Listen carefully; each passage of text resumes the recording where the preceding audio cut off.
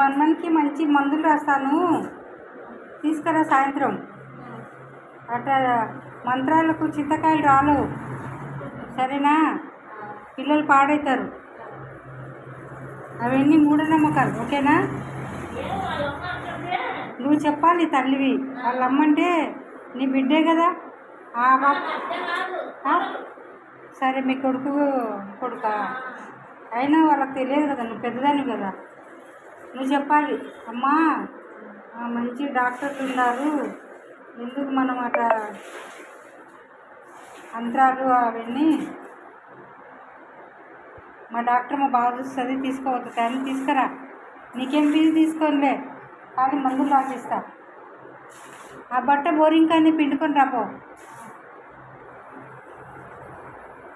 కొన్ని నీళ్ళు పట్టుకొని రా డబ్బాతో.